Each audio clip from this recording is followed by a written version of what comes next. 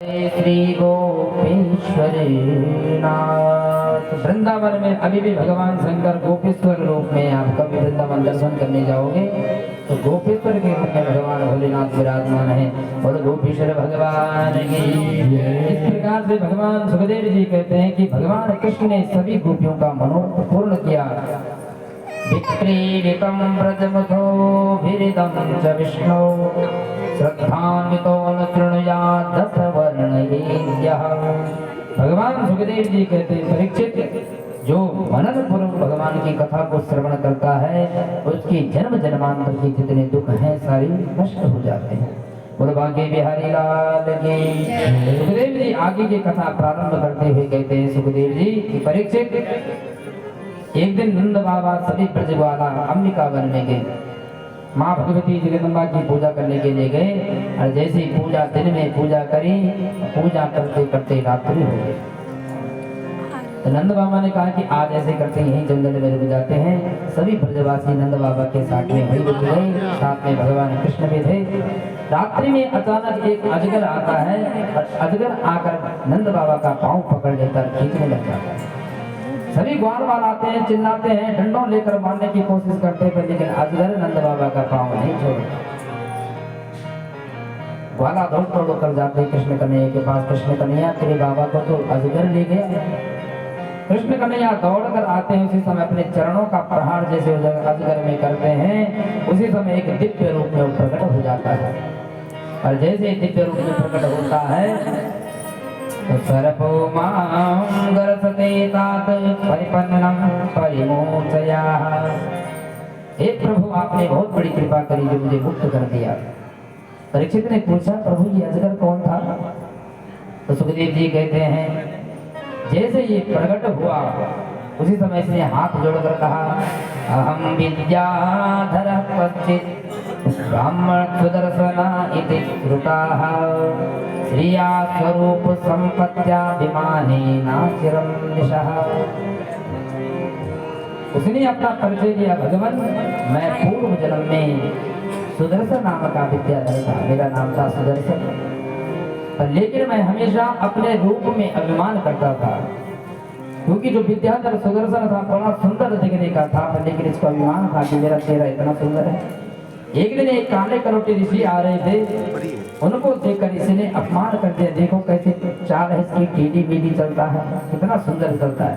बार बार जब परिहास करने लग गया तो ऋषि ने साफ दे दिया कि जा, मैं भले ही काला कलुटा हूँ, और जिस प्रकार से तू मेरे लिए कह रहा है कि लहरा लहरा के चलता है, उसी प्रकार से मैं साफ देता हूँ, तू भी अजगर बंजर अजगर की तरह तू लहरा लहरा के चलना।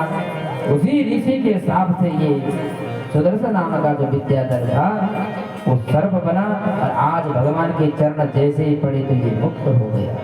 आज भगवान से कहता है, सापो मेनु ग्रहाएव भवता करुणात्मना यद हम लोक गुरुणा पदाश्रुभता शुभः। इस सुदर्शन ने कहा, हे प्रभु, आज आपका चरण मेरे इस मस्तक पे लग गया, मेरा जीवन पवित्र हो गया। आपकी चरणों की रज मैंने छुई, आज पवित्र हो गया। मैं तो समझता हूँ उस ऋषि ने मुझे साप नहीं दिया, उसने मुझे प्रदान दिया है।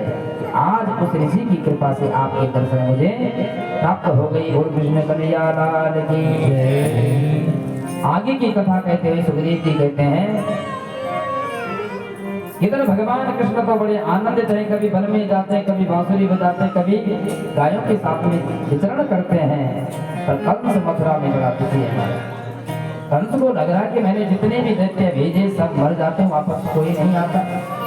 अब की बार कंस ने अरिष्टासुर नाम के दैत्य को भेजा और बैल बनकर जैसे ही भगवान कृष्ण को मारने के लिए आया, भगवान ने बैल की दोनों टांगे पकड़ी, ऊपर से घुमाया और धाम से धरती में जैसे पटका, वैसे अरिष्टासुर खत्म हो गया। और अरिष्टासुर मर्दन भगवान की जय। अरिष्टासुर को समाप्त किया। अब महाराज एक दिन नारद जी आए कंस के पास, और नारद जी जैसे कंस के पास आए तो कंस ने प्रणाम किया, क्योंकि गुरु मानता है। जैसे प्रणाम किया तो पूछ लिया नारद जी ने कि हे कंस, आजकल तेरे चेहरे में 12 क्यों बज रहे भाई? ऐसा तेरा चेहरा उदास क्यों लग रहा है, क्या हो गया? कंस ने कहा कि नारद जी मैं क्या बताऊं, मैं जितने भी दैत्य भेजता हूँ ब्रजमंडल में कोई भी वापस नहीं आता, सब मर जाते हैं। अरे नारद जी कह रहे हैं तो बच के कहाँ से आएंगे, तुम्हें मालूम नहीं है जो नंद के घर में दो छोरा है ना, बलराम और कृष्ण, वो नंद के छोरा नहीं है, वो वसुदेव के पुत्र है। अब तो कंस की बुद्धि का झगड़ा खराब हो गई कि क्या हो, अभी तक मेरे को पता ही नहीं कि वसुदेव के पुत्र है। उसी समय कंस ने तलवार निकाली कि वसुदेव को छोड़ूंगा नहीं। इसने कब छोड़ा, गोकुल में निशातमसिमादत वसुदेव जिघांसयाः। वसुदेव जी के मारने के लिए जैसे तलवार उठाई, उसी समय नारद जी ने हाथ पकड़ दिए, ये कंस क्या कर रहे हैं, यदि तूने वसुदेव को मार दिया ना और देवकी को मार दिया तो कृष्ण और बलराम कभी तेरे हाथ में नहीं आएंगे, इसलिए इनको मत मार। जब तक ये जीवित है तब तक कृष्ण और बलराम जरूर एक न एक दिन अपने पिताजी को देखने के लिए आएगा, तो उनको तब खत्म कर देंगे। और मैं एक बात और बताता हूँ, ऐसे कर एक मेले का आयोजन रखो तो उसमें बच्चों का आने का मन तो होता ही है। मेले का आयोजन रखेगा तो जरूर कृष्ण और बलराम जरूर आएंगे।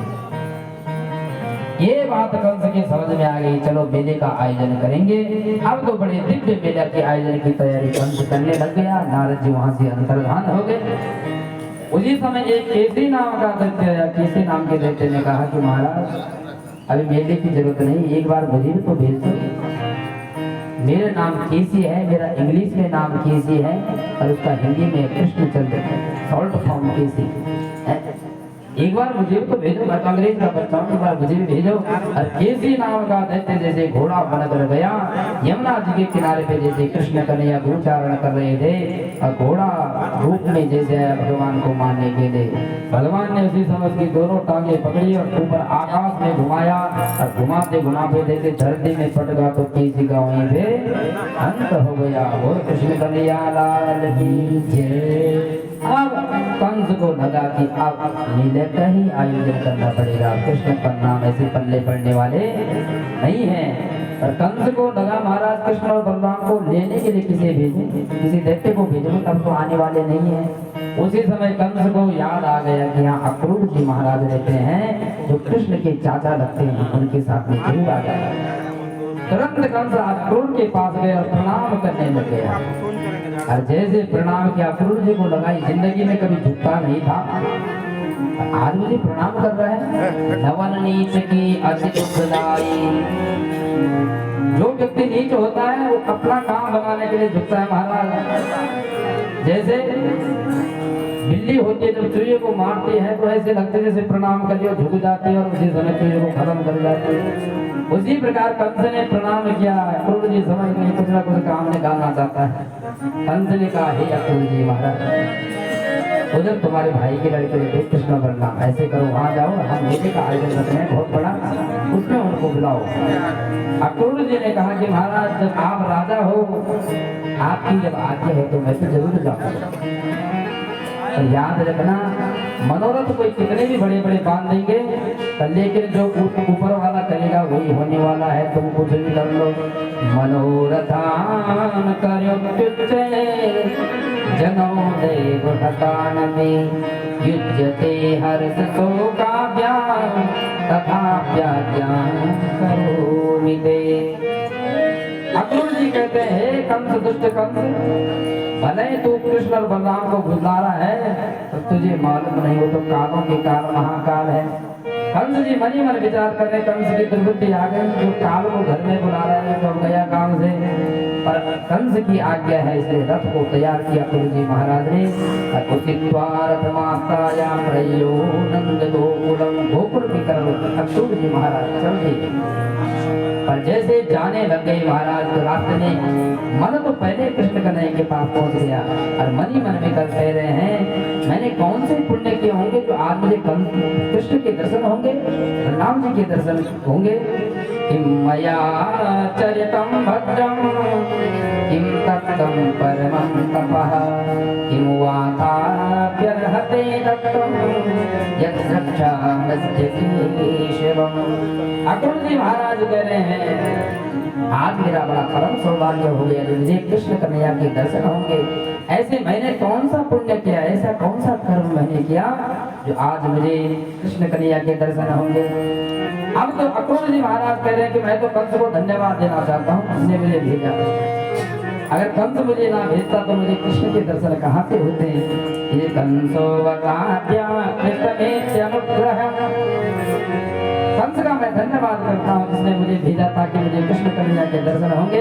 और जाते जाते जैसे रथ में जा रहे थे उसी समय उनको क्या दिखा, द्रक्ष्यामि नूनं सुकपोलनासिकं स्मितावलोकनकञ्जलोचनं मुखं मुकुन्दस्य गुणालकाभृतं प्रदक्षिणं मे प्रचरन्ति वै मृगाः।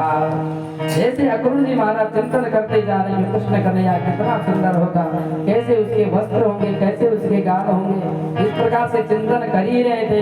उसी समय उनकी दाहिनी तरफ से मृगों का झुंड निकल गया। अक्रूर जी महाराज का लगा कि शुभ संकेत मिल गए। याद रखना चाहिए अपनी दाहिनी तरफ से यदि गाय माता निकल जाए, मृगों का झुंड निकल जाए तो सोचो शुभ संकेत हमें मिलने वाले हैं। अक्रूर जी महाराज ने सोचा कि अब मुझे अवश्य ही कृष्ण और बलराम के दर्शन होंगे। और चिंतन करते करते कह रहे हैं कि मैं तो अब जैसे ही वृंदावन में पहुंचूंगा तो मेरे दो भाग्य खुल जाएंगे। और कह रहे हैं दूर नगरी बड़ी दूर नगरी काना, दूर नगरी बड़ी दूर नगरी, कैसे आऊं रे कनाई, कैसे आऊं रे कनाई, तेरी गोकुल नगरी बड़ी दूर नगरी काना, दूर नगरी बड़ी दूर नगरी काना, दूर नगरी बड़ी दूर नगरी। सभी लोग अपने मन को वृंदावन की ओर ले जाते हुए भगवान कृष्ण के चरणों में मीठी मीठी तालियों की सेवा करते हुए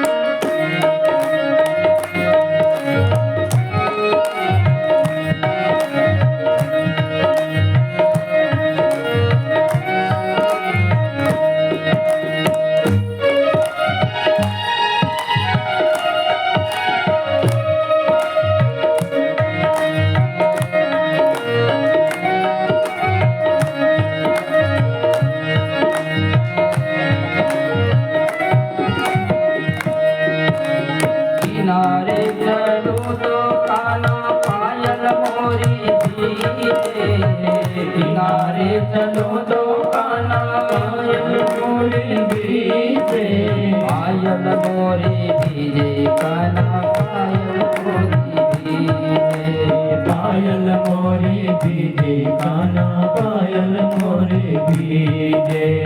किनारे चलूं तो काना पायल मोरी भीजे, किनारे चलूं तो काना पायल मोरी भीजे, बीच में चलो बीच में चलो मैं जाऊं नगरी, बड़ी दूर नगरी काना दूर नगरी, बड़ी दूर नगरी काना दूर नगरी, बड़ी दूर नगरी।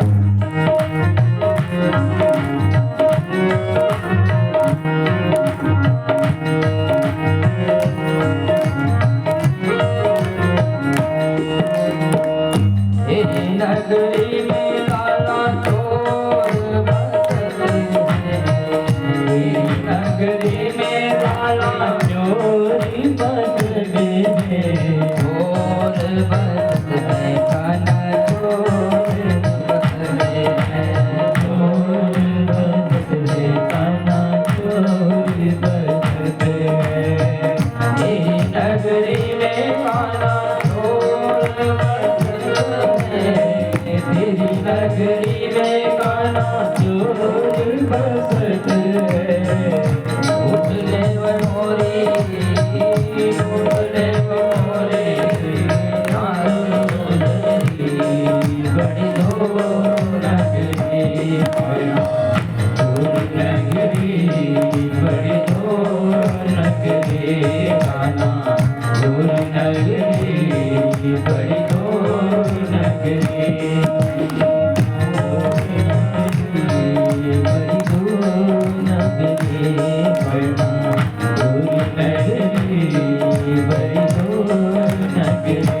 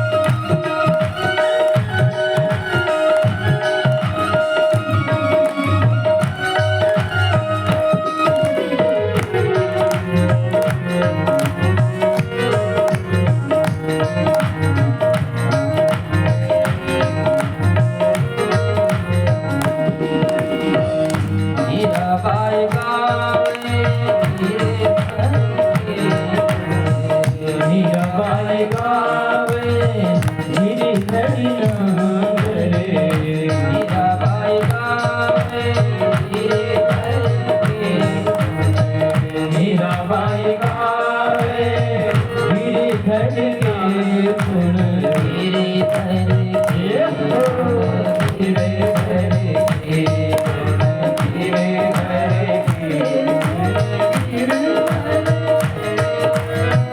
मीरा बाई गावे धीरे करके मीरा बाई गावे धीरे करके तुम्हारे सरस बिना तुम्हारे सरस बिना चलो भाई बाबरी बड़ी तो नगरी खाना दूर नगरी बड़ी दूर नगरी खाना दूर नगरी बड़ी दूर नगरी खाना दूर नगरी बड़ी दूर नगरी ऐसे आओ रे कनाए ऐसे आओ रे कन्हाए गोकुल नगरी बड़ी दूर नगरी खाना दूर नगरी बड़ी दूर नगरी खाना दूर नगरी बड़ी दूर नगरी खाना दूर नगरी बड़ी दूर नगरी खाना दूर नगरी बड़ी दूर नगरी खाना दूर नगरी बड़ी दूर नगरी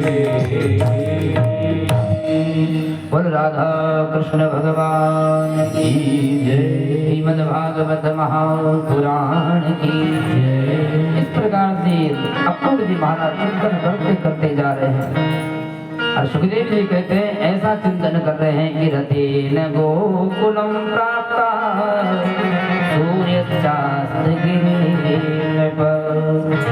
मथुरा से सुबह निकल गए थे और जाते जाते रात्रि हो गई, सायं का समय हो गया, सूर्य अस्त हो गया। क्यों? अक्रूर जी महाराज जैसे रथ में बैठे थे, कृष्ण कन्हैया का इतना चिंतन करते कि समाधि लग जाती महाराज। अक्रूर जी महाराज बार बार चिंतन कर रहे जो कृष्ण कन्हैया कैसा होगा, वो बलराम कैसा होगा, चिंतन करते करते रथ में जा रहे और जैसे वृंदावन में पहुंचे, वृंदावन का जैसे दर्शन अक्रूर जी महाराज ने किया, अक्रूर जी महाराज बड़े आनंदित हुए। वहां जब भगवान के चरणों को देखा, जब भगवान के चरण चिन्हित हो रखे थे, जैसे देखा अक्रूर जी महाराज रथ से नीचे उतर गए। अक्रूर जी महाराज ने विचार किया, महाराज जब मेरे कृष्ण कन्हैया यहाँ पैदल चलते हैं तो मैं रथ में क्यों चलूंगा। और अक्रूर जी महाराज रथ से नीचे उतर गए, पैदल चलने लगे। और अब पैदल नहीं, जैसे चरण चिन्हों को देखा तो दंडवत करते हुए जा रहे।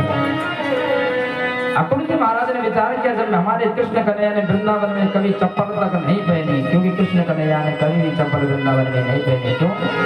कृष्ण कन्हैया को लगा कि जब मेरी गैया चप्पल नहीं पहनती तो मैं क्यों पहनूंगा। इसलिए भगवान ने कभी भी चप्पल पादुका नहीं पहनी वृंदावन में। अक्रूर जी को लगा जब गोविंद ने चप्पल तक नहीं पहनी तो मैं कैसे जा सकता हूँ रथ में। इसलिए दंडवत करते करते जा रहे हैं। और जैसे वृंदावन में प्रवेश किया, उसी समय कृष्ण कन्हैया और बलराम जी गाय दूहने के लिए खड़े थे। यशोदा मैया गाय दो रही है, कृष्ण कन्हैया गिलास लेके खड़े हैं कि पहले हम देंगे, पहले बच्चे होते थे ना छोटे छोटे, उसी प्रकार कृष्ण और बलराम गिलास लेके खड़े हैं कि हमको दूध मिलेगा सबसे पहले पीने के लिए। और जैसे अक्रूर जी महाराज ने कृष्ण और बलराम का दर्शन किया, ददर्श कृष्ण रामं च ब्रजे गोदोहनं गतौ पीत नीलांबरधरो सरदम्बो कृष्ण जी ने पीताम्बर वस्त्र धारण कर रखे और बलराम जी ने नीले वस्त्र धारण कर रखे हैं। जैसे अक्रूर जी महाराज ने देखा तो दौड़ पड़े और तुरंत चरणों में पड़ने लगे। कृष्ण कन्हैया ने कहा, अरे चाचा जी क्या कर रहे हो आप? जैसे चरणों में पड़ने लगे थे, कृष्ण कन्हैया ने अपने हृदय से लगा दिया अक्रूर चाचा को। अक्रूर जी बड़े प्रसन्न हो रखे, आज ब्रह्म परमात्मा ने मुझे अपने गले से लगाया, क्योंकि अक्रूर जी जानते हैं कृष्ण नहीं, ये तो ब्रह्म परमात्मा है। और उसी समय कृष्ण कन्हैया ने विधिवत जलपान कराया, उनके चरण धोए और चरण धोने के पश्चात में गौ माता के सबसे पहले दर्शन कराए। निवेद्यगाम चातितये, गौ माता के दर्शन क्यों कराए? क्योंकि पहले नियम था कोई भी अतिथि आता था तो सबसे पहले गौ का दर्शन कराया जाता था। क्योंकि गौ के समान कोई पवित्र दुनिया में नहीं है। इसलिए कृष्ण कन्हैया ने सबसे पहले गौ के दर्शन कराए। और दूसरी बात बताई इसलिए दर्शन कराए कि हे अक्रूर चाचा जी, हमारी इतनी सारी गायें हैं, खाने पीने में कमी मत करना, खूब माखन खाना, दूध पीना, छाछ पीना, कोई कमी नहीं हमारे घर में। अब तो जैसे रात्रि का समय आया, अक्रूर जी महाराज के चरण दबाने लगे कृष्ण और बलराम। कृष्ण अक्रूर जी बार बार मना करते नहीं नहीं मत दबाओ, लेकिन कृष्ण कन्हैया और बलराम जबरदस्ती पांव दबाने लग जाते हैं। आज अक्रूर जी को लग रहा है कि जो ब्रह्म परमात्मा पूरे ब्रह्मांड को बनाता है आज हमारे चरण दबा रहे हैं। उसी समय कृष्ण बलराम ने पूछ दिया कि चाचा जी मथुरा में सब कैसे है, ठीक है सब? किम्नो न कुशला पृच्छ एकमानी गुलामै। जैसे अक्रूर जी से पूछा कि मथुरा में तो सब ठीक है, अक्रूर जी ने कहा कि क्या बताऊं मैं मथुरा में तब तक कहां से ठीक हो सकते जब तक कंस रूपी कैंसर वहां है, तब तक मथुरा के वासी सुखी नहीं हो सकते। कृष्ण कन्हैया ने कहा कंस रूपी कैंसर उसकी कोई दवाई नहीं है। अक्रूर चाचा ने कहा कि दवाई तो केवल आप ही हो सकते हो, यदि आप चलोगे तो कंस रूपी कैंसर की दवाई सब ठीक कर दोगे आप। कृष्ण कन्हैया ने कहा कि बिल्कुल जरूर चलेंगे।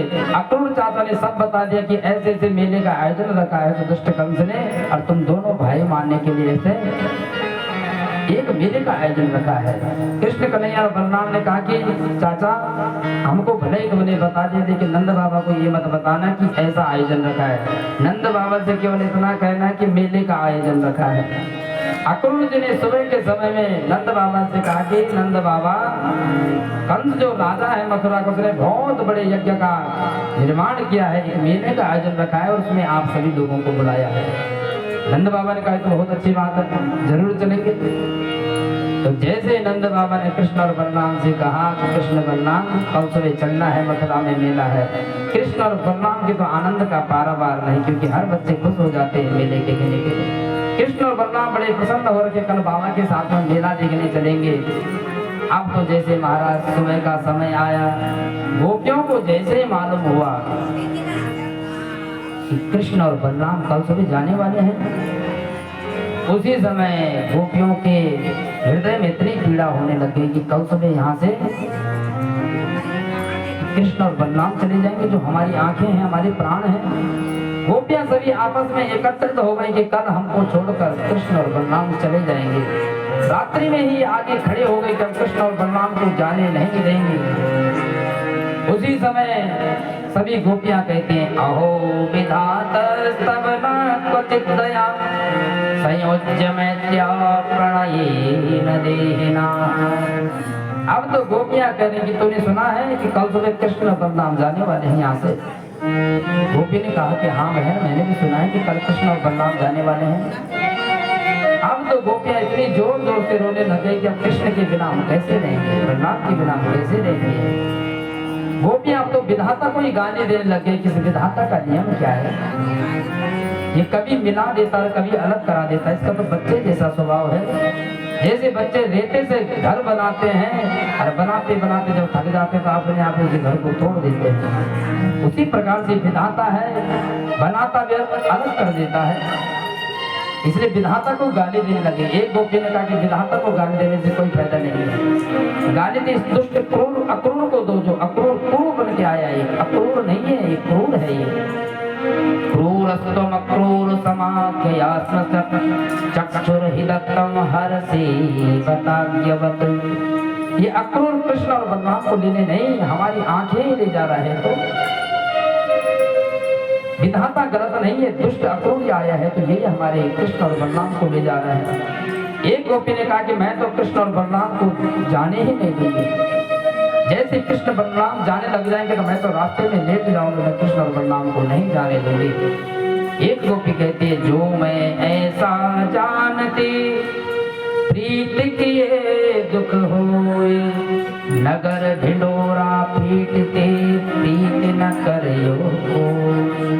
गोपी कहती है ये प्रीत करना बहुत ही बेकार है, जब एक बार कोई प्रेम में फंस जाता है तो उससे नहीं रहा जाता।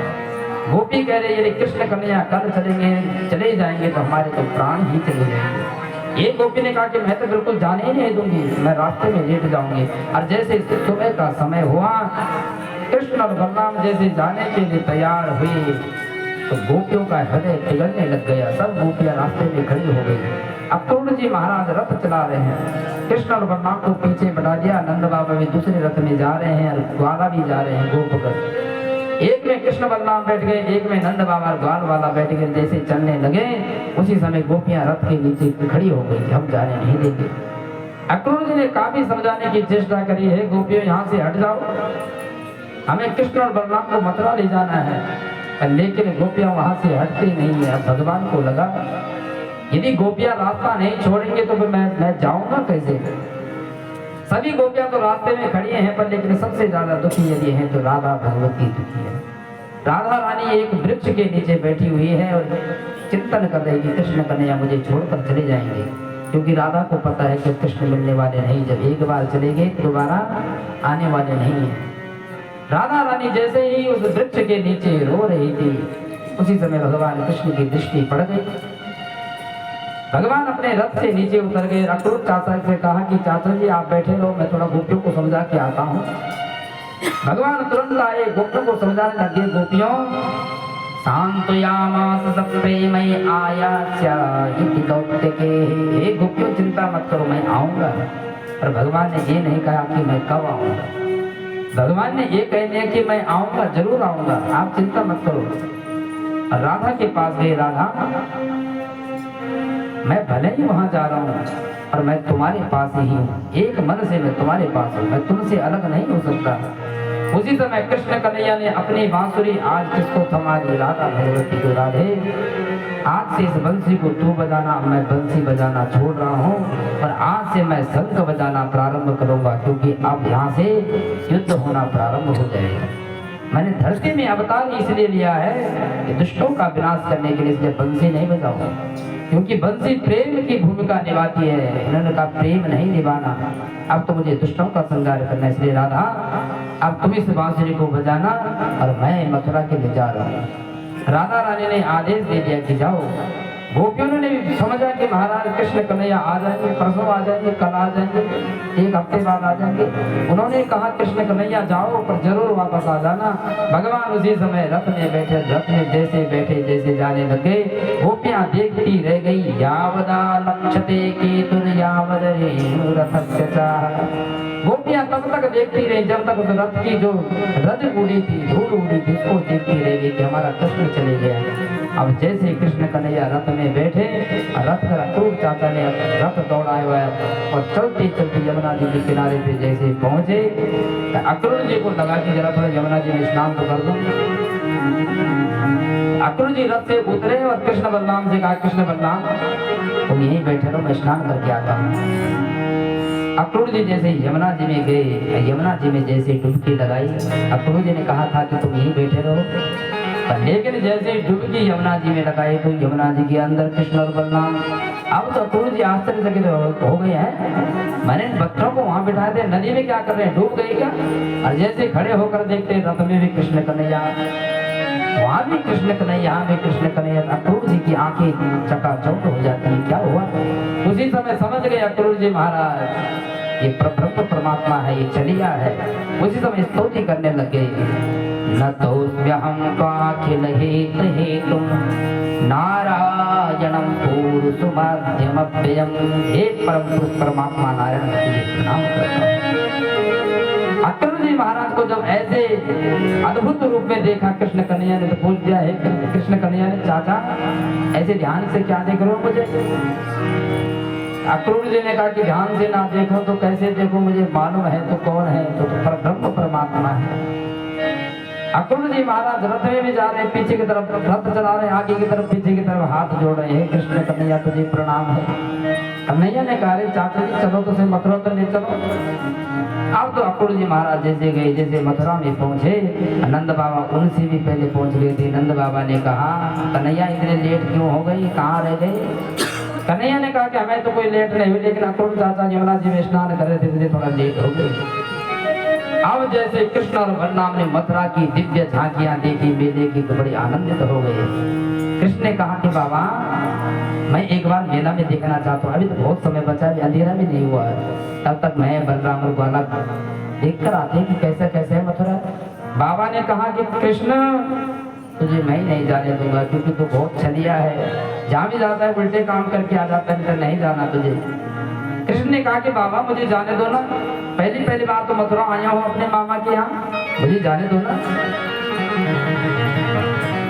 नंद बाबा ने कहा तुझे नहीं जाने दे दूंगा, तू बड़ा नटखट है, उल्टे काम करके आएगा, पर हाँ बलराम पे मुझे विश्वास है, यदि बलराम तेरे साथ में जाता है तो अवश्य चले जाओ। बलराम जी ने कहा कि बाबा हम दोनों जरूर चलते हैं, ग्वाले में हमारे साथ में चलते, कोई गलत काम कुछ नहीं होगा। अब बलराम जी को लेकर चल पड़े कृष्ण कन्हैया।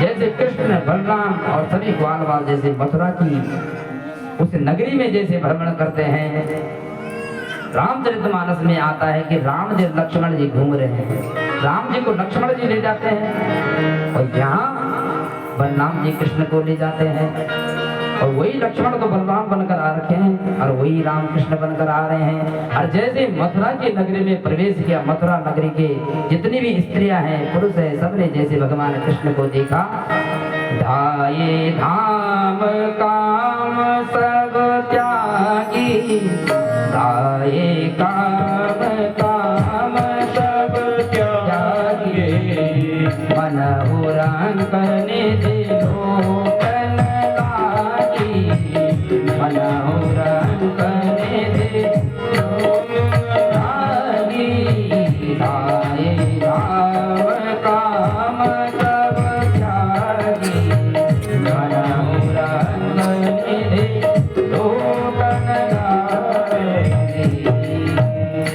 जैसे महाराज घूमने के लिए कृष्ण और बलराम वहां मथुरा में पहुंचे थे, स्त्रियों ने जैसे देखा, जितने भी नगरवासी थे जैसे कृष्ण कन्हैया को देखते हैं सभी आश्चर्यचकित हो गए, क्या ये पूतना को मानने वाला यही है कि इतना छोटा सा बालक, अभी भगवान के केवल 11 वर्ष के हैं, और सभी स्त्रियां कहती कि बड़ा सुंदर बालक है, कितना छोटा है, इतनी छोटी अवस्था में इसने पूतना को मार दिया, और इतने बड़े गोवर्धन पर्वत को अपने हाथ में उठा दिया। सभी स्त्रियां जितनी हैं सब महिमा गा रहे हैं भगवान कृष्ण की, और वहाँ तो मामा की नगरी है। उसी समय सभी ग्वाल वालों ने जयकारा करना प्रारंभ किया, बोल कृष्ण कन्हैया लाल की जय। अब जैसे ही जयकारा करा महाराज, उसी समय जितनी स्त्रियां थी जितने पुरुष थे सब जयकारा कृष्ण कन्हैया की करने लगे कि कृष्ण कन्हैया की जय, बलराम जी की जय। उसी समय ग्वाल वालों से कृष्ण कन्हैया ने कहा जयकारा यहाँ मत गाओ भैया, यहाँ कंस मामा की नगरी है। ग्वाल वालों ने कहा भैया हम तो हर जगह तुम्हारी जय जयकार करेंगे। अब तो जैसे स्त्रियां नगर के जितने नगरवासी हैं सब जय जयकार कर रहे हैं। ग्वाल वालों ने पूछ लिया भैया तेरी तो बड़ी जय जयकार हो रही है, सभी जय जयकार कर रहे थे क्या मथुरा में? कृष्ण कन्हैया ने कहा ग्वाल वालों तुम्हें मालूम नहीं क्या, ये मेरी मामा की नगरी है, मेरे मामा जी लगते हैं यहाँ तो। उन्होंने कहा कौन है तुम्हारे मामा जी? उन्होंने कहा मेरे मामा जी कंस जी हैं। ग्वाल वालों ने कहा अरे दारी के तूने पहले क्यों नहीं बताया, हम सज धज के आते, हम तो पुराने कपड़ों में आ गए। कृष्ण कन्हैया ने कहा कोई चिंता करने की बात नहीं, वस्त्रों की व्यवस्था करते, अच्छी देख दिलाएंगे, अच्छे वस्त्र दिलाएंगे। और जैसे आगे बढ़ रहे थे कृष्ण बलराम और जितने भी ग्वाल वाले थे, उसी समय कंस का एक धोबी वस्त्रों की एक पोटली लेके चल रहा था, कहाँ कंस के दरबार में। उसी समय भगवान कृष्ण ने आवाज लगाई अरे सुनते हो? उसने जैसे सुना महाराज हाँ जी क्या बोल रहे हो? कृष्ण कन्हैया ने कहा कि मामा जी प्रणाम। और जैसे मामा जी प्रणाम कहा धोबी ने कहा तेरा मामा मैं कहाँ से लगता रे?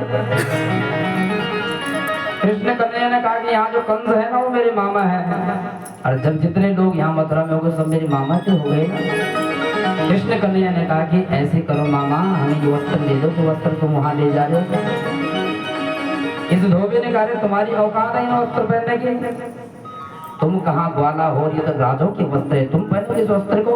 ईदृशानेव वासांसि नित्यं गिरिवने चरा, ऐसे वस्त्र पहनने की तुम्हारी औकात नहीं है, तुम तो ग्वाला हो भैया। भगवान कृष्ण को उसी समय इतना क्रोध आ गया तो हमें ग्वाला कर रहा है। उसी समय भगवान ने एक चांटा जैसे धोबी के धोबी गाल में मारा। रजकस्य कराग्रेण शिराकाया तपातयत्। एक थप्पड़ जैसे मारा, उस धोबी का सिर टूटकर सिर कंस की गोद में पहुंच पड़ा, धड़ाम से धरती में गिर गया।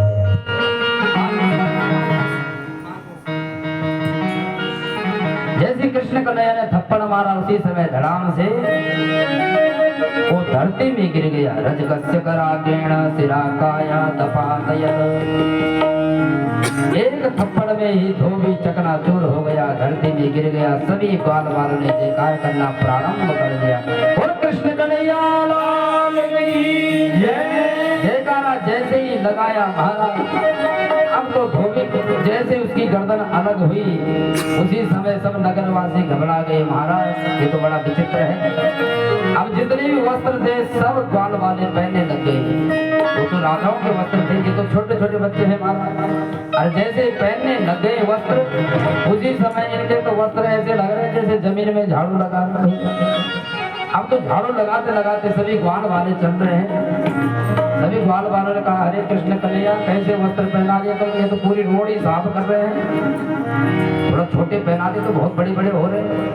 भगवान कृष्ण ने कहा, चिंता मत करो, अभी फिटिंग कराते तुम्हारे कपड़ों की। उसी समय एक दर्जी वहां से निकल रहा था। दर्जी से कहा, अरे भैया जरा इन वस्त्रों को थोड़ा ठीक कर लो भैया। दर्जी ने हाथ जोड़ दिए, प्रभु जरूर करेंगे, क्योंकि दर्जी को पता है एक थप्पड़ में धोबी की क्या हालत हुई, कहीं मेरी भी ना हो जाए। इसलिए उसी समय उस दर्ज ने लिए, लाओ भैया मेरे पास कपड़े। दर्ज ने एक एक करके इतने सुंदर वस्त्र गोप गणों के भगवान कृष्ण के बनाए, बड़े सुंदर सुशोभित हो गए। अब भगवान कृष्ण ने कहा, अरे ग्वाल वालों अब तो कोई कमी नहीं है, कितने वस्त्र बड़े सुंदर वस्त्र हो गए, अब कमी तो नहीं है ना। ग्वाल वालों ने कहा, भैया वस्त्र भी अच्छे हो गए, पर लेकिन जब तक ब्रजवासियों के गले में माला ना हो तब तक आनंद नहीं आता। भगवान ने कहा, चिंता मत करो, माला की व्यवस्था भी करा देंगे। उसी समय भगवान कृष्ण का एक भक्त रहता था जिसका नाम सुदामा था। ततः सुदाम्नो भवनम मालाकारस्य जगमतुः। सुदामा के भवन में जैसे पहुंचे, उसी समय सुदामा को बोलना भी नहीं पड़ा, उसने सुंदर सुंदर माला सभी ब्रजवासियों के गले में डाल दी। अब तो सभी ब्रजवासी बड़े प्रसन्न हो गए, कितनी सुंदर सुंदर माला मिली। अब तो ब्रजवासी बड़े प्रसन्न हो रहे हैं। ब्रजवासियों ने कहा, बड़ा आनंद आ गया कन्हैया। कन्हैया ने कहा, अब तो कोई कमी नहीं है। ब्रजवासियों ने कहा, भैया वस्त्र भी बड़े सुंदर मिल गए, माला भी बड़ी सुंदर मिल गई, पर एक चीज की कमी है। कृष्ण कन्हैया ने कहा, क्या कमी है भैया?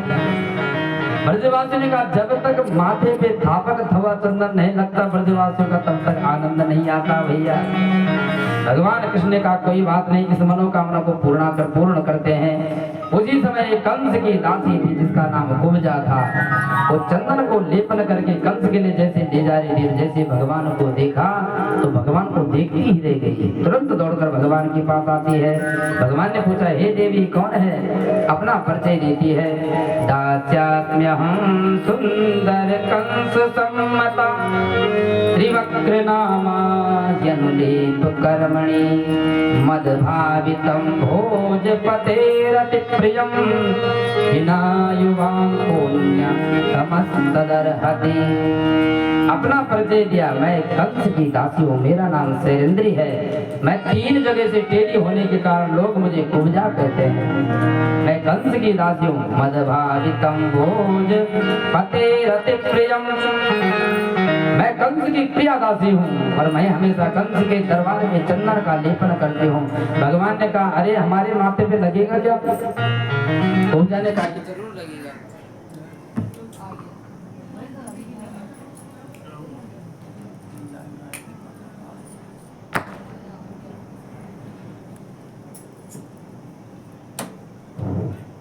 बोल कृष्ण कन्हैया लाल की। कुब्जा ने कहा कि भैया जरूर लगेगा चंदन, चिंता मत करो। उसी समय जो 3 जगह से टेढ़ी थी, भगवान के बड़ा सुंदर चंदन लगाने लग गए। सभी ग्वाल वाल करे, हमारे भी लगाओ भैया। और सबका चंदन उस कुब्जा ने लगाया। अब तो बड़े आनंददायक ब्रजवासी हो गए, ब्रजवासियों को बड़ा आनंद आया। और जैसे चंदन कुब्जा ने लगाया, उसी समय ब्रजवासी ने कह दिया, अरे कन्हैया, हमने सुना है कि कोई तेरे को पत्ता चढ़ा देता है, फूल चढ़ा देता है, तो सब कुछ तू दे देता है। और इस कुब्जा ने तेरे को इतना चंदन लगाया, बेचारी कंस के दरबार में जा रही, तूने इसको कुछ दिया तक नहीं अभी तक। कृष्ण कन्हैया ने कहा कि मैं इस कुब्जा को वो चीज दूंगा जो दुनिया को मैंने किसी को नहीं दी। और उसी समय कृष्ण कन्हैया ने क्या किया, कुब्जा वहां पे 3 जगह से टेढ़ी थी, खड़ी हो रखी थी। भगवान ने उसी समय उसकी ठुड्डी पे हाथ लगाया और पांव पे पांव लगाया, और मुकुंद स्पर्शना सत्यो बभो प्रमदोत्तमा। जैसे ठुड्डी पे हाथ लगाया और नीचे पांव से पांव दबाया, तो सभी ग्वाल वालों ने कहा, अरे कृष्ण कन्हैया, तेरे को शर्म नहीं आ रही क्या? किसी की स्त्री पे ऐसे हाथ लगा रहा, शर्म नहीं आ रही क्या? अभी ये ने कहा, मुझे कोई शर्म नहीं आती भैया। ग्वाल वाला कहने लगा, अरे कृष्ण कन्हैया, बड़ी सुंदर जोड़ी लग रही है भैया, तू भी 3 जगह से टेढ़ा है और ये भी 3 जगह से टेढ़ा है, बड़ी सुंदर जोड़ी लग रही है। अब जैसे ही कृष्ण कन्हैया को कहा तो मुकुंद स्पर्शना सत्यो, भगवान ने जैसे ही स्पर्श किया, वो जो 3 जगह से टेढ़ी थी कुब्जा बड़ी परम सुंदरी बन गई। बोलो कृष्ण कन्हैया लाल की जय। अब तो कुब्जा बड़ी आनंदित हो रही है। कुब्जा ने कहा कि हे कृष्ण कन्हैया, एक दिन मेरे घर पे भी तुम्हें आना होगा। कुब्जा तो कंस के दरबार में चले गई, और यहाँ जैसे घूमते घूमते सभी ग्वाल वाले कृष्ण कन्हैया कहाँ पहुंच गए, जहाँ कंस का रखा हुआ एक धनुष था, सभागार में पहुंच गए। जैसे उस सभागार में पहुंचे, वहां सैनिक खड़े हैं, कंस के बड़े बड़े सैनिक खड़े हैं, अंदर ही नहीं आने दे रहे। जैसे कृष्ण कन्हैया और बलराम ने, ग्वाल वालों ने अंदर प्रवेश किया, तो सबने कृष्ण कन्हैया की जय जयकार करी। बोल कृष्ण कन्हैया लाल की जय। अब जैसे जयकार करी, उसी समय कृष्ण कन्हैया ने कहा, बलराम भैया, मेरे को ये धनुष बड़ा अच्छा दिखाई दे रहा है, इसमें थोड़ा हाथ लगा दो। बलराम जी ने कहा, हाथ लगने की क्या बात है, उठा ले इसको। सैनिक जो अगल बगल में खड़े थे वो हंसने लगे, हमारे इतना सा बच्चे बड़े बड़े वीर महापुरुष इसको नहीं उठा पाते, क्या उठाएगा? हंसने लग गए, महाराज ये क्या उठाएगा? बलराम जी ने कहा, हे कृष्ण कन्हैया, देखो तेरे ऊपर हंस रहे हैं, उठा दे एक बार इस धनुष को। उसी समय भगवान जैसे वहां से धनुष के पास पहुंचे, और दाहिने हाथ से नहीं, बाएं हाथ से जैसे कृष्ण कन्हैया ने उसको छुआ, करेण वामेन सलील मुद्रितम सज्जम च कृत्वा निमिषेण पश्यताम्। जैसे भगवान कृष्ण ने उस पे हाथ लगाया, हाथ लगाते ही जैसे ऊपर की तरफ किया, वो धनुष धड़ाम से टूट, जैसे धनुष टूटा, कंस अपनी गद्दी से धड़ाम से धरती में गिर पड़ा। क्योंकि ये धनुष था वो परशुराम जी ने कंस को दिया था, और कहा था, हे कंस, जब तक तेरे पास ये धनुष है तब तक तो तेरे को दुनिया में कोई नहीं मार सकता, और यदि जिस दिन धनुष टूट गया उस दिन तेरा अंत हो जाएगा। परशुराम जी ने कहा था कि धनुष को कोई तोड़ नहीं सकता, और जो तोड़ देगा तुझे छोड़ नहीं सकता। अब तो जैसे कंस गद्दी से धड़ाम से नीचे गिरा भैया, यहाँ तो कृष्ण कन्हैया की जय जयकार होने लग गई कि कृष्ण ने क्या कर दिया, धनुष तोड़ दिया। जैसे धनुष तोड़ा कृष्ण कन्हैया, सब जयकार कर रहे हैं। वहाँ क्या हो रहा है, कंस धरती से धड़ाम, अपनी गद्दी से धड़ाम से धरती में गिर गया भैया। कंस को लगा क्या हुआ, सैनिक सभी बलराम कृष्ण और ग्वालों को मारने जैसे लगे, एक धनुष का टुकड़ा बलराम जी को पकड़ा दिया, एक अपने आप लिया, और सभी सैनिकों को ऐसी कुटाई करी, ऐसी कुटाई करी, सभी सैनिक वहीं खत्म कर दिए। एक दो सैनिक बचे दौड़कर कंस के पास गए, महाराज जो धनुष आपका रखा था वो तो खत्म हो गया, वो तो टूट गया। अब कंस को लगा, महाराज अब बचने वाले नहीं हैं। इस बात विचार अनेक नए करते करते चकराने लगा। अब तो कंस महाराज इतने डरने लग गया, किस बात से जीवन रक्षा करो, कहते कहते घबराने लगा। अब तो कहते कहते घबराने लग गया कंस की, अब मेरी मौत आने वाली है, बचने वाला नहीं हूँ। अब तो हरे कृष्ण भयाकुल कृष्ण से हो, निज देह की याद भुलाने लगा। घर बाहर विश्व चराचर में बस कृष्ण ही कृष्ण दिखाने लगा। अब कंस को तो हर जगह केवल कृष्ण ही कृष्ण दिखाई देता है। यदि दाल में जीरा भी काला दिखाई देता, उसको लगता कृष्ण आ गया मुझे मारने के लिए। चाय में यदि पत्ती दिखाई देते डर गया मुझे, कृष्ण मुझे मारने के लिए आ गया। अब तो रात्रि में जैसे कंस सोता है, स्वप्ने प्रेत परिशंगा करयानम साधनम, अनेक प्रकार के स्वप्न होने लग गए कंस को। रात्रि में स्वप्न आता है, देखता है कि उसके गर्दने नहीं महाराज। अनेक प्रकार से जब स्वप्न देखे कंस ने, तो कंस को महाराज डर गया। अब सुबह का जैसे समय आया तो नंद बाबा तो सभागार में बैठ गए, मेला चल रहा है ना, तो सबसे पहले आगे नंद बाबा बैठ गए अपनी कुर्सी में आराम से। कृष्ण कन्हैया ने कहा कि बाबा आप बैठ जाओ, हम थोड़ी देर में आ जाएंगे। उसी समय कृष्ण और बलराम जैसे सभागार में जैसे प्रवेश करते हैं, उसी समय कंस के द्वारा एक कुबलया पीड़ नाम का हाथी, जिसमें 10,000 हाथियों का बल आगे खड़ा कर रखा है कि कृष्ण और बलराम को आगे मत आने देना, इनको यहीं समाप्त कर देना। और जैसे भगवान कृष्ण वहां पे पहुंचे, भगवान कृष्ण ने कहा हे महावत हाथी को हटा दो यहाँ से, हम अंदर जाएंगे। महावत हाथी नहीं हटाता। उसी समय भगवान को इतना क्रोध आया, हम मार्गम नो देह पत्रम माचरम, भगवान को इतना क्रोध आया, भगवान ने कहा है दुष्ट यहाँ से हटाएंगे कि नहीं हटाएंगे, तो तेरे को एक ही चांटे में यमलोक भेज दूंगा। कुबला पीठ तो कुबलया पीठ वहां से हटा नहीं, वो हाथी जो महावत बैठा था वो हटने का नाम नहीं ले रहा था। उसी समय हाथी के दोनों दांत भगवान कृष्ण ने पकड़ लिए, इतनी जोर से दोनों दांतों को पकड़ा रहे थे, जोर से घुमाया धरती में जैसे कुबलया पीठ को पटका। उसी समय कुबलया पीठ हाथी खत्म हो गया। और कृष्ण कन्हैया लाल की जैसे हाथी और महावत खत्म हुए तो कृष्ण कन्हैया ने दोनों दांतों को निकाल दिया हाथी के, और बलराम जी से कहा बलराम भैया एक दांत आप रखो, एक मैं रख देता हूँ, क्योंकि जब भारी इतनी गड़बड़ हो रही तो अंदर से पता नहीं क्या क्या होगा। इसलिए कृष्ण कन्हैया ने बलराम ने दोनों एक एक दांत अपने हाथ में रख दिए, और भगवान के पूरे शरीर में रक्त रंजित हो गया, भगवान का शरीर खून ही खून लगा हुआ है बलराम जी पर कृष्ण पे। और जैसे उस सभागार में भगवान कृष्ण ने प्रवेश किया तो सभा में जितने लोग बैठे थे, जैसे भगवान कृष्ण पर उनकी दृष्टि पड़ी तो सभी अलग अलग रूप में भगवान के दर्शन कर रहे हैं। मल्लाना श्रीराम स्मरो मूर्तिमान, गोपानां सजनो सतां चित्तभुजां, शास्ता सुमित्रो शिशो, मृत्युर्भोज विराट विदुषां तत्त्वं परं योगिनां, वृष्णीनां परदेवतेति विजितो रंगं गतः साग्रजः। अपने अग्रज माने भगवान बलराम जी के साथ में कृष्ण कन्हैया ने जैसे सभा में प्रवेश करा तो सभी जितने सभागार में बैठे हैं अलग अलग रूप में दर्शन कर रहे हैं। मल्लानाम असने, जो बड़े बड़े पहलवान थे उनको वज्र के समान भगवान लग रहे हैं कि हमारा काल खड़ा हो गया। जिनकी रही भावना जैसी, जिनकी रही भावना जैसी, प्रभु मूरत दिन देखी तैसी, प्रभु मूरत दिन देखी तैसी, जिनकी रही भावना जैसी, जिनकी रही भावना जैसी। जिसकी जिस प्रकार की भावना थी उसी प्रकार से भगवान कृष्ण के दर्शन कर रहे हैं। मल्लानाम असने, जो दुष्ट राजा थे, जो मल्लाह थे, पहलवान थे, उनको लगा कि आज हमारा काल वज्र के रूप में खड़ा हो गया। नरवरः, जो मनुष्य बैठे थे उनको लगा कि कोई श्रेष्ठ व्यक्ति हमारे बीच में विराजमान हो गया। स्त्रीणां स्मरो मूर्तिमान, स्त्रियों को लगा साक्षात जैसे कामदेव भगवान ही हमारे मध्य में प्रकट हो गया हो।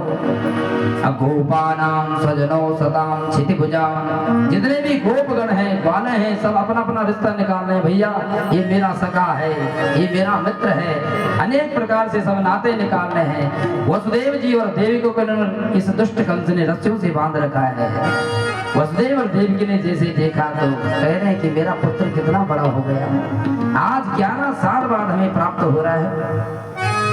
देवकी और वसुदेव दोनों देख रहे कि हमारा बच्चा आ गया। और जो बड़े बड़े ऋषि मुनि बैठे थे वो भगवान कृष्ण में देख रहे कि ब्रह्म परमात्मा ही अवतीर्ण हुआ है। वदन्ति तत्त्वविदत्तत्वं यज्ञानमद्वयं ब्रह्मेति परमात्मेति भगवान इति सत्यते। कृष्ण कन्हैया में उसी परम तत्व का दर्शन सभी ऋषि मुनि कर रहे हैं। पर जैसे सभागार में प्रवेश किया उसी समय एक दरवाजे में खड़ा कौन मिला? चाणूर नाम का। चाणूर नाम का दैत्य आया तलवार लेकर भगवान कृष्ण से कहा, हे नंद सोनो, हे राम भवंतो वीर सम्मतो। हे नंद के छोरा, अंदर तब तक नहीं जा सकता, पहले मेरे से युद्ध करना पड़ेगा तुझे।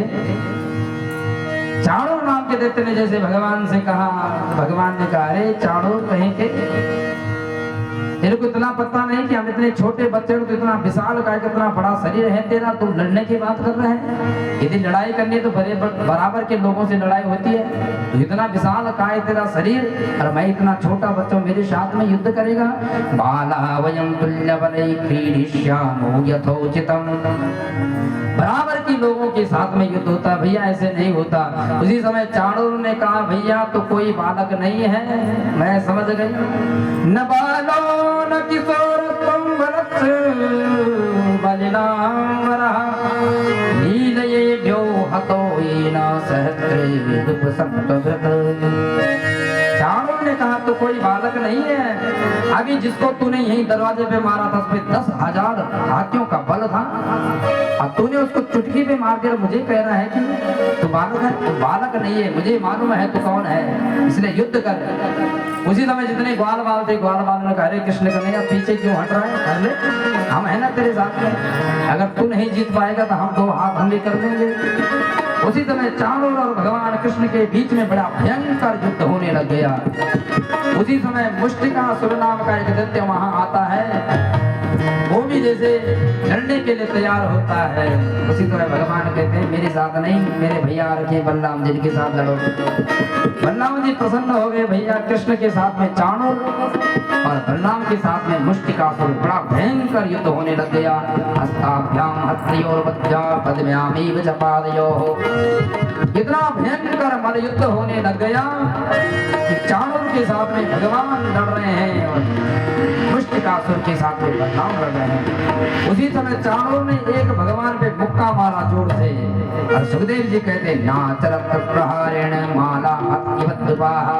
भगवान सुखदेव जी कहते हैं, जैसे उसने भगवान पे मुक्का मारा तो मुक्का ऐसे लगा जैसे कोई माला फेंक देता है। तो माला से क्या दर्द होगा भैया?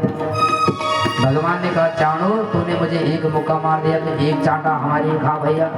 उसी समय भगवान ने एक जोर से चांटा जैसे चाणूर के मारा, चाणूर चकनाचूर होते हुए धरती में गिर गया, चाणूर खत्म हो गया।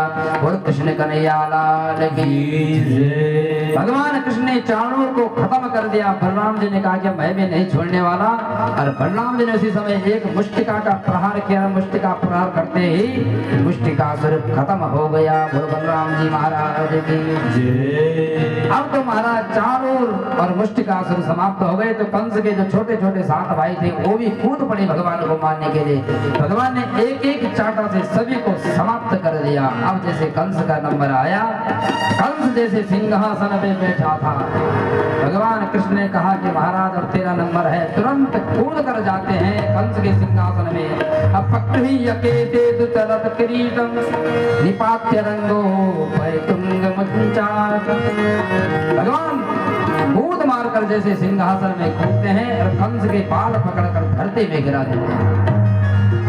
भगवान कृष्ण कहते हैं, दुष्ट कंस, जब मेरी माँ देवकी का विवाह हो रहा था उस समय तूने यही किया था, मेरी माँ के बाल पकड़कर तूने रथ से नीचे गिराया था ना।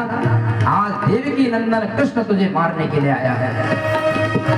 भगवान कृष्ण ने उस दुष्ट कंस के बाल पकड़े और धरती में इतनी जोर जोर से घुमाया, इतनी जोर से घुमाया, घुमाते घुमाते जैसे कंस को धरती में पटका, कंस का वहीं पे अंत हो गया। कंस मर्दन भगवान की जय। भगवान ने कंस का वहीं पे अंत किया।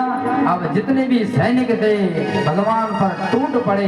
भगवान ने एक एक रपटा मारकर, एक एक चांटा मारकर सबको चकनाचूर कर दिया। बोल कृष्ण कन्हैया लाल की जय। इस प्रकार से भगवान कृष्ण ने सभी दैत्यों को खत्म किया जितने भी कंस के साथ में थे।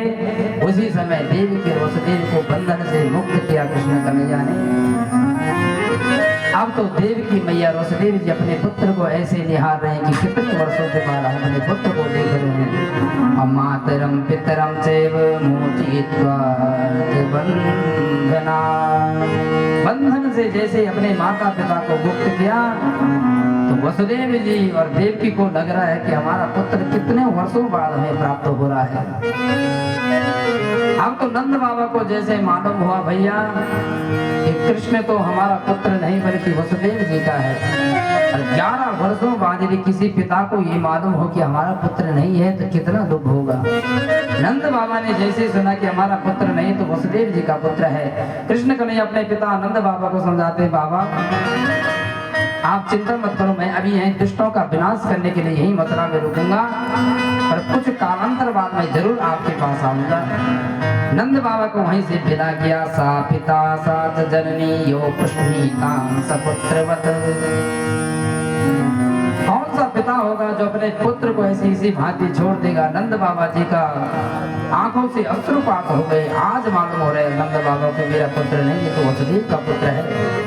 उसी समय रोते रोते नंद बाबा वृंदावन की तरफ चले गए। यहाँ कृष्ण और बलराम धीरे धीरे दोनों भाई बड़े होने लग गए। वसुदेव जी ने विचार किया कि अब बड़े हो गए तो इनको पढ़ाई करने के लिए भेज देते हैं। तो कृष्ण और बलराम को सांदीपनि आश्रम में भेज दिया, महाराज उज्जैन में भेज दिया पढ़ाई करने के लिए। गर्गार्यद कुलाचार्य गायत्रम प्रथमास्थितौ। यज्ञोपवीत संस्कार करने के पश्चात कृष्ण और बलराम गए कहाँ? गुरुकुल में गए, सांदीपनि ऋषि के पास में। और याद रखना शास्त्रों में कहा है माता शत्रु पिता बैरी हीन बालो न पाठिता न सोवते सभा मध्ये हंस मध्ये बको यथा। शास्त्रों ने कह रखा है जो माता पिता अपने पुत्र को पढ़ाई नहीं कराते हैं, केवल घर के कामों में लगा देते हैं, वो शत्रु है। माता शत्रु पिता बैरी हीन बालो न पाठिता। अपने पुत्रों को अवश्य अच्छी शिक्षा देनी चाहिए। बोल कृष्ण कन्हैया लाल की। इस प्रकार से कृष्ण कन्हैया गुरुकुल में गए और 64 दिनों में ही सभी विद्याओं का ज्ञान प्राप्त कर लिया। बोल कृष्ण कन्हैया लाल की। अब एक दिन भगवान कृष्ण का जन्मदिन आया मथुरा में। हर दिन तो वृंदावन में जन्मदिन मनाते थे, पर लेकिन आज मथुरा में जैसे भगवान का जन्मदिन आया तो सभी भगवान कृष्ण का जन्मदिन मना रहे हैं, पर लेकिन भगवान कृष्ण एक वृक्ष के नीचे अकेले में रो रहे हैं। आज भगवान को लग रहा है कि जब मैं वृंदावन में रहता था तो मेरी यशोदा मैया कैसे बनाती थी मेरा जन्मदिन। आज यशोदा मैया और नंद बाबा की याद आई। आज एक वृक्ष के नीचे भगवान कृष्ण रो रहे हैं। और जैसे भगवान कृष्ण रो रहे थे उसी समय उद्धव की दृष्टि पड़ गई है। उसी समय जैसे उद्धव की दृष्टि पड़ी भगवान पे, उद्धव जी ने प्रणाम किया भगवान के चरणों में। आज भगवान को लगा कि मेरे को अपने जैसा प्रेमी एक न एक व्यक्ति को मथुरा में बनाना पड़ेगा, क्योंकि मथुरा में तो सब युद्ध करने वाले हैं, क्रूर हैं, प्रेम करने वाला कोई नहीं है। इसलिए आज भगवान को लगा कि मुझे कोई प्रेमी बनाना चाहिए। उसी समय उद्धव जी जैसे आए तो उद्धव जी को अपने पास भगवान ने बिठाया और उद्धव जी को समझाने लग गए कि गच्छोद्धव व्रजम सौम्यम पित्रो नो प्रीतिमावह गोपीनां मदवियोगादिं मत्संदेशे विमोचया। भगवान आज उद्धव से कहते हैं कि उद्धव तुम जाओ ब्रज में, मैं तो ब्रजमंडल नहीं जा सकता, लेकिन तुम जाओ और जो गोपियां और ग्वाले मेरे लिए रो रही हैं उनको समझा कर आना। उद्धव जी को लगा कि मैं समझाऊंगा, मैं इतना बड़ा ज्ञानी, और गोपियां तो गंवा रहे हैं, ग्वाला गंवा रहे, मैं कैसे समझा पाऊंगा उनको। क्योंकि उद्धव जी को लगा कि मैं तो बृहस्पति जी का शिष्य हूँ, मैं क्या समझा पाऊंगा उन्हें। लेकिन भगवान ने जब बार बार प्रेरित किया कि जाओ उद्धव और तुम गोपियों को समझा कराना, क्योंकि उनको मेरे बिना अभी तक उन्होंने भोजन तक नहीं खाया हो। मेरे बिना बहुत रोते होंगे, इसलिए तुम जाना और मेरे नंद बाबा यशोदा मैया को समझा के आना और गोपियों को भी समझा के आना। गोपी नाम मद वियोगादि मत संदेश विमोचयः। भगवान ने संदेश उद्धव जी से कहा कि जाओ और ब्रजमंडल में गोपियों को और ग्वालों को समझा के आओ। उद्धव जी चल पड़े। जैसे भगवान कृष्ण दिखाई देते हैं उसी प्रकार से उद्धव जी दिखाई देते हैं। बिल्कुल वैसा ही स्वरूप है, सांवला स्वरूप उद्धव जी महाराज का। उद्धव जी महाराज चल पड़े वृंदावन के लिए और जैसे वृंदावन में प्रवेश किया उद्धव जी महाराज ने तो यमुना जी की दो धारा देखी उद्धव जी ने, पर एक धारा और देखी जिसको देखकर उद्धव जी विचलित हो गए। वो धारा कोई और नहीं बल्कि गोपियों की आंसुओं की धारा बह रही थी, नंद यशोदा की आंसुओं की धारा बह रही थी। जैसे उस आंसुओं की धारा को उद्धव जी ने देखा तो उद्धव जी का हृदय पिघल गया।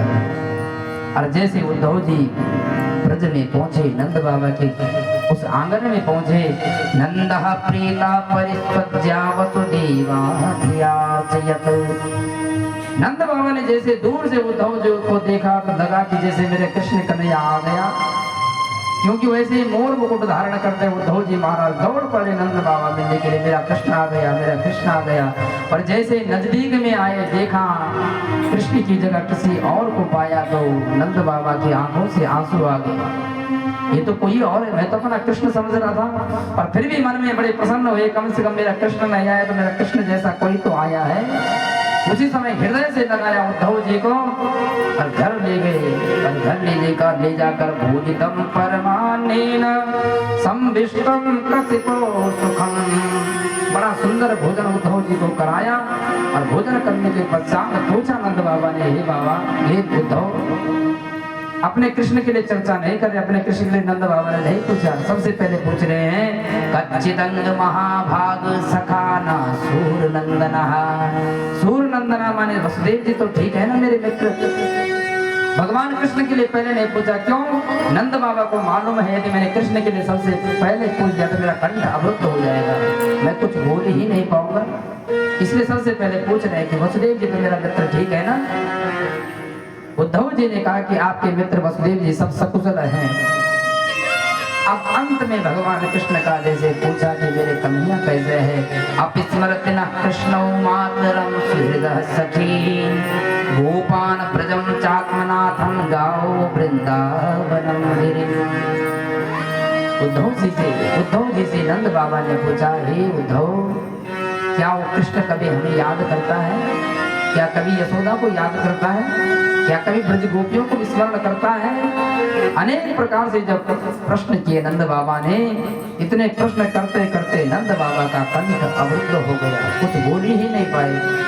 और यशोदा मैया के पास जैसे उद्धव जी गए तो यशोदा मैया तो कुछ बोल ही नहीं पा रही हैं। यशोदा वर्ण्य नामानि पुत्रस्य चरितानि च।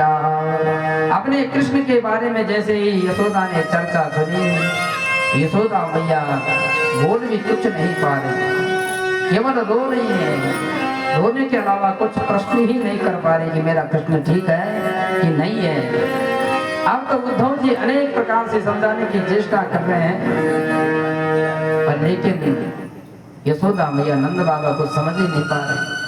अब उद्धव जी को विचार आया कि इनको समझाऊं कैसे। यदि मैं ये समझाऊं कि तुम उस कृष्ण को अपना पुत्र मानना छोड़ दो, उसमें प्रीति लगाना छोड़ दो, ये तो बड़ा गलत उपदेश होगा। ऐसा उपदेश यदि करूंगा ये तो धर्म विरुद्ध होगा, इसलिए क्या उपदेश करूं। इसलिए प्रशंसा करने लगे नंद बाबा और यशोदा की। युवाम श्लाघ्यतमो नूनम देहिनामियमानद नारायण खिल गुरु यत्कृता मतिदृशे। उद्धव जी कहते धन्य है यशोदा, धन्य हो नंद बाबा, आप आपके घर में साक्षात नारायण ने अवतार लिया, इसलिए आप धन्य हो।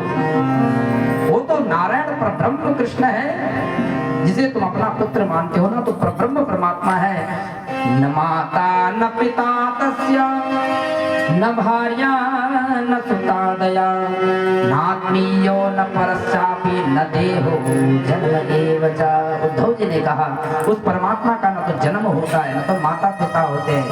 अब तो नंद बाबा का कंठ और अवरुद्ध हो गया, जोर से रोने लग गए। नंद बाबा ने कहा, अरे उद्धव तो कैसी बात कर रहे हैं, उसके माता पिता नहीं है और मैं क्या हूँ उसका?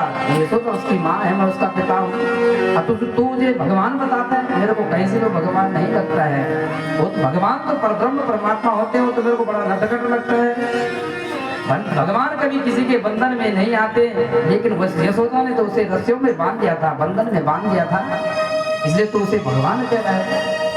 नंद बाबा की आंखों से बार बार आंसू आ रहे हैं। उद्धव जी बार बार समझाने की चेष्टा करते हैं, आखिर में उद्धव जी कुछ समझा नहीं पा रहे हैं। हृदय से आंसू निकलने लगे उद्धव जी महाराज की, इनका कितना प्रेम अपने पुत्र के प्रति है। इस प्रकार से उद्धव जी ने पूरी कोशिश समझाने की पर लेकिन नंद बाबा तो कहते हो मेरा पुत्र है, यशोदा मैया कहते हो तो मेरा पुत्र है। अब उद्धव जी जैसे नदी के किनारे पे, यमुना जी के किनारे पे जैसे जा रहे थे, गोपियों की जैसे दूर से दृष्टि पड़ी तो देखा कि पिछली बार तो अक्रूर जी महाराज आए थे, इस बार किसको भेजते हैं इस दुष्ट कंस ने? पिछली बार तो कृष्ण कन्हैया को, कृष्ण और बलराम को लेने के लिए आया था, अब क्यों आया ये अक्रूर? गोपियों को लगा कि अक्रूर है, गोपियां व्यंग्य करने लग गई, महाराज मेरे को लगता है कृष्ण और बलराम ने उसके स्वामी दुष्ट कंस को मार दिया होगा और अब हमको लेने आया हुआ कि पिंडदान कर देना भैया। गोपियां व्यंग कर रही हैं, पर जैसे उद्धव जी सामने आए तो पहचान गई कि तो उद्धव जी महाराज हैं। अब तो महाराज गोपियां जैसे उद्धव जी को देखती हैं, उसी समय उद्धव जी सभी गोपियों को समझाने की चेष्टा करते हैं, और लेकिन गोपियां कुछ समझ में नहीं आता। उसी समय गोपियों ने कहा कि कृष्ण कन्हैया कभी हमें याद करता है कि नहीं करता है? गोपियां बार बार पूछ रही कृष्ण कन्हैया हमें याद करता भी कि नहीं करता है? हमें तो लगता है हमें कभी भी याद नहीं करता होगा, क्योंकि हम तो द्वार ग्वालिनी हैं, वहाँ तो बड़ी बड़ी रानियां हैं, हमें क्या याद करता होगा? और यदि आपको यदि भेजा भी है तो हमें मालूम है क्यों भेजा है, केवल नंद और यशोदा को बारे में भेजा, हमारे लिए नहीं भेजा। स्नेहान बंधो बंधो ना मुनिरपि सुदुष्टजाः। गोपियां कहती उद्धव जरूर तुमको इसलिए भेजा है कि यशोदा और नंद बाबा के बारे में पूछने के लिए भेजा, हमारे लिए नहीं भेजा है, क्योंकि माता पिता का त्याग करना इतना सरल नहीं होता है, इसलिए अपने माता पिता के लिए भेजा, हमारे लिए नहीं भेजा है।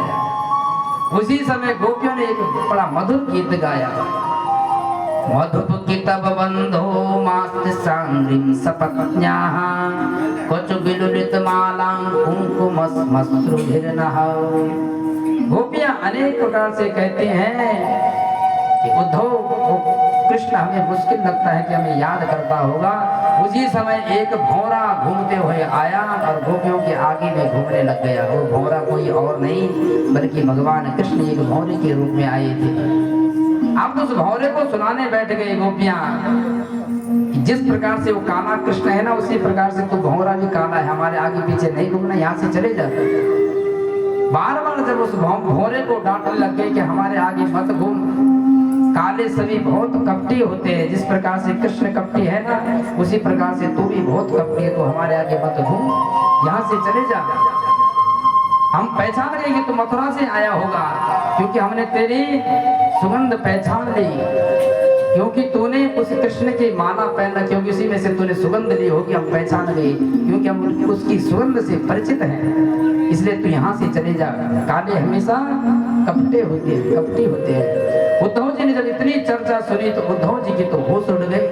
उद्धव जी ने कहा कि मैं तो इन्हें समझाने के लिए आया था, मुझे तो समझ में नहीं आया क्या समझाऊं। उसी समय उद्धव जी महाराज गोपियों के चरणों में गिर गए। अहो यूयं स्म पूर्णार्था भवत्यो लोकमूलिताः वासुदेवी भगवती आसा विद्यरतितं मनः। उद्धव जी चरणों में गिर गए, गोपियों से कहा धन्य हो गोपियों तुम, वासुदेवी भगवती, भगवान वासुदेव में इतनी प्रीति तुम्हारी है, भले तुम गाली दे रहे हो पर लेकिन मुझे पता है तुम गाली नहीं दे रहे हो, केवल मुख तुम्हारा गाली दे रहा है, लेकिन अंदर से तुम्हें कृष्ण के प्रति इतना प्रेम है। उद्धव जी महाराज चरणों में गिर के कह रहे हैं और भगवान से प्रार्थना कर रहे हैं कि आशा महो चरण रेणु जुसामहं श्याम वृंदावने किमपि गुल्मलतोषधीना। उद्धव जी कहते हैं हे प्रभु, यदि मेरे को जन्म देना, जितने भी जन्म देना तो सारे वृंदावन में जन्म देना, वृंदावन से बाहर कभी जन्म मत देना। मुझे कीट बना देना, पतंग बना देना, कोई पौधा बना देना, पर लेकिन और जगह मुझे जन्म मत देना, केवल वृंदावन में मुझे जन्म देना। और सभी गोपियों को प्रणाम करके उद्धव जी कहते हैं, वंदे नंद ब्रजस्त्रीणां पादरेणुमवीक्षण सह यासाम हरि कथो गीतम पुनाति भुवनत्रयम्। उद्धव जी ने गोपियों के चरणों से वो रज उठाई और अपने मस्तक पर रख ली और कहा कि गोपियों की चरण रज के मस्तक पे रखूंगा मैं तो मेरा जीवन पावन हो जाएगा। बोल वृंदावन धाम की जय। सभी गोपियों ने बड़ा सुंदर उपदेश दिया। इसलिए उद्धव जी कहते हैं कि मुझे बार बार जन्म कहाँ मिले, वृंदावन में मिले। वृंदावन के वृक्ष को मरम न जाने कोई, डाल डाल और पात पात पे श्री राधे राधे हो। वृंदावन ऐसी भूमि है महाराज की जहाँ डाले डाले पत्ते पत्ते से केवल क्या निकलता है, राधे राधे निकलता है। इसलिए उद्धव जी महाराज को समझाते समझाते गोपियों के मध्य में पूरे 6 महीने लगे और पता भी नहीं लगा, महाराज कुछ ज्ञान नहीं दे पाए। आज उद्धव जी का ज्ञान गोपियों के प्रेम में खत्म हो गया, समाप्त हो गया। उद्धव जी जैसे वापस आए मथुरा में, जैसे पहुंचे, कृष्ण कन्हैया ने कहा, अरे उद्धव कैसे रहा आपका सत्संग? उद्धव जी बात ही नहीं कर रहे हैं। उद्धव जी ने कहा, काले कलवा मैं तुझसे बात नहीं करूंगा, मेरे को पता है तेरे जैसा निष्ठुर कोई नहीं है, तेरे बिना वहाँ गोपियां ग्वाल कितने रोते हैं, अब तू एक बार भी वृंदावन नहीं जाता। उसी समय जैसे भगवान कृष्ण से बातें जब नहीं करते उद्धव जी को बुलाते, कृष्ण कन्हैया इधर आओ। और उसी समय अदृश्यम चर्म चक्षुषा, इतनी दिव्य चक्षु प्रदान करते हैं। महाभारत में अर्जुन को करते हैं और यहाँ उद्धव जी को दिव्य चक्षु देते हैं। आज उद्धव जी को नजर है, भले रूप में यहाँ कृष्ण कन्हैया शरीर में यहाँ, लेकिन रूप में तो गुजर भी है वृंदावन में। आज जब दिव्य विभूति को भगवान कृष्ण और राधा को गोकुल में देखा तो आज उद्धव जी ने प्रणाम कर दिया कृष्ण कन्हैया के चरणों में। बोल कृष्ण कन्हैया लाल की जय। श्रीमद् भागवत महापुराण की जय। इस प्रकार से गोपी उद्धव संवाद के माध्यम से भगवान ने, सुखदेव जी ने परीक्षित को गोपी उद्धव संवाद सुनाया और आगे की कथा प्रारंभ करते हुए कहते हैं, अभी तक जो चलना था वो पूर्वार्ध था, आगे से उत्तरार्ध प्रारंभ होता है। कहने का तात्पर्य है, अस्ति ही प्राप्तिश्च कंसस्य महिष्यो भरतर्षभ मृते भरतरि दुःखार्थे ईयतुस्म पतिर्गृहा। भगवान सुखदेव जी कहते हैं, परीक्षित जब कंस को मार दिया किसने? कृष्ण ने। तो कंस की पत्नी है अस्ति और प्राप्ति, इनके पिताजी हैं जरासंध जी महाराज। याद रखना, जीवन में 49 तक क्या रहता है, हम जवान रहते हैं और 50 जैसे प्रारंभ हो जाता है तो बुढ़ापा प्रारंभ हो जाता है। हे मन तज निज श्यामता केत करे उपदेश, मैंने तो रंग बदल दिया तू न तजे निज भेष। ये बाल कहते हैं कौन? जो सफेद बाल रहते हैं ना, जब बुढ़ापा आता है तो बाल सफेद हो जाते हैं, कितनी भी मेहंदी लगा दो पर लेकिन वो तो सफेद ही रहेंगे। 3-4 बार फिर अपने रंग ला देंगे। तो ये बाल उपदेश देते हैं मन को, हे मन तज निज श्यामता केस करे उपदेश, मैंने तो रंग बदल दिया तू न तजे निज भेष। मन से कहते हैं बाल कि मैंने तो अपना रंग बदल दिया, पहले काले थे और अब सफेद हो गए, पर तू मन तो हमेशा बच्चा ही बना रहता है, कभी तो बुढ़ा बन महाराज। और कृष्ण कन्हैया लाल की। तो 49 अध्यायों का क्या है, ये जवानी और आगे से वृद्धावस्था है। जरासंध माने जरा माने बुढ़ापा, बुढ़ापा घेर लेता है व्यक्ति को। उसी प्रकार अस्ति प्राप्ति जो कंस की पत्नी थी, कंस जब मर गया तो दोनों विधवा हो गई, दौड़कर अपने पिताजी के पास पहुंची, जरासंध के पास। पिता, हमारे पतिदेव को कृष्ण ने मार दिया। अब तो जरासंध को इतना क्रोध आया कि इस अक्षौणी सेना लेकर दौड़ पड़ा भगवान कृष्ण को मारने के लिए। अब जैसे 23 अक्षौहिणी सेना लेकर आता है भगवान, बार बार उसको मार मार कर भगाते हैं। ऐसे कर करके 17 बार भगवान इसको मार मार कर भगा दिया, और जरासंध मानता नहीं है। अब की बार 18 युद्ध करने के लिए जैसे जरासंध आया, युद्ध करने के लिए जैसे 23 अक्षौहिणी सेना के साथ में आ रहा था, उसी समय नारद जी के द्वारा प्रेरित काल यवन नाम का राक्षस उसको भेज दिया कि जाओ तुम जरासंध के साथ में युद्ध करो, उनके साथ में मिल जाओ। अब जैसे काल यवन भगवान के साथ में युद्ध करने के लिए आया, निर्जगाम पुरद्वार पद्मानिरायुधः।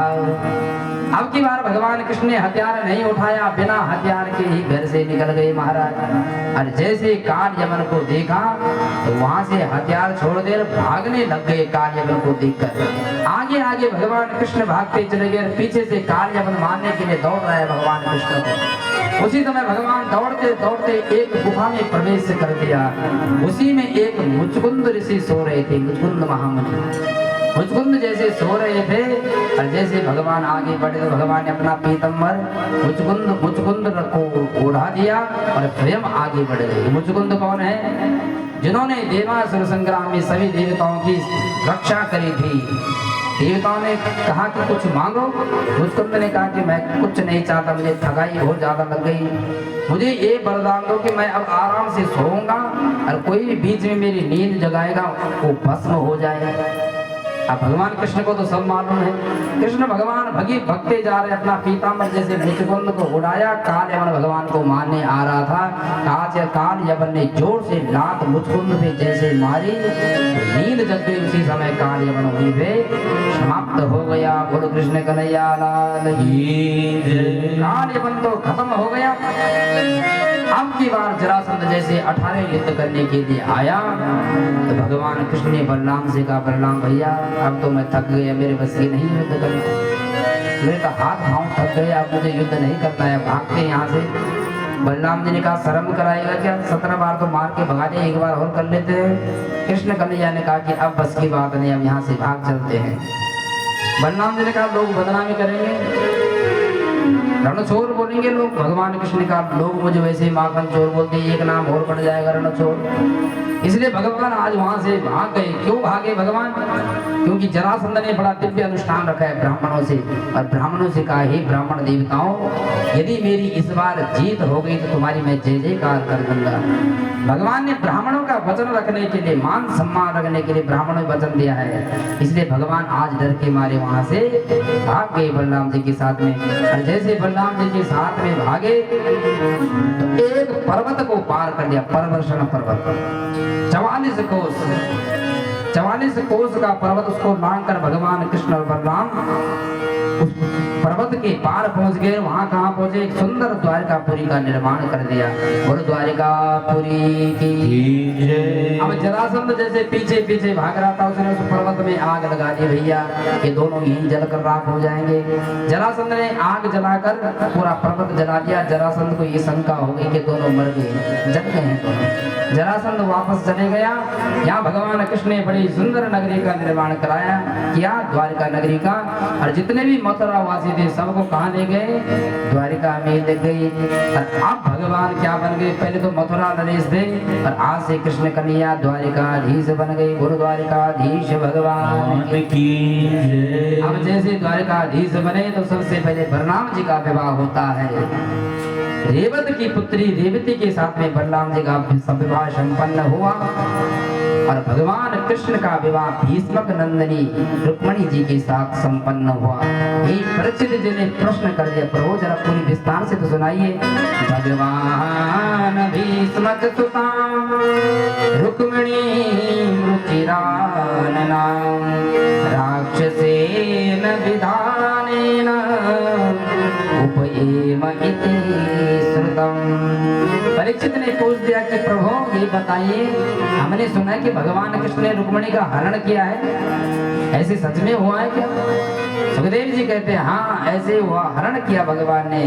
अब सुखदेव जी रुक्मणी की कथा प्रारंभ करते हैं। राजा सीद भीष्म को नाम विदर्भाधिपतिर् महान तस्य पंचा भवन पुत्रा कन्निका च वरानना। गर्भ देश में रहते थे भीष्मक जी महाराज। इनके 4-5 पुत्र और एक पुत्री थी, रुक्मी, रुक्मरथ, रुक्माली, रुक्मकेशी, रुक्मबाहु। 5 पुत्र थे, एक बेटी थी, बड़ी सुंदर बेटी थी जिसका नाम था रुक्मणी। बोल रुक्मणी मैया की जय। अब महाराज एक दिन भीष्मक जी ने अपने पुत्रों से कहा कि हमारी बेटी थोड़ा बड़ी हो गई है, इसका विवाह कर लेना चाहिए। भीष्मक जी ने कहा कि अपने बड़े बेटे रुक्मी से, रुक्मी मेरे को तो लगता है कि मेरे को सबसे सुंदर यदि दिखाई देते तो श्याम सुंदर भगवान कृष्ण दिखाई देते हैं।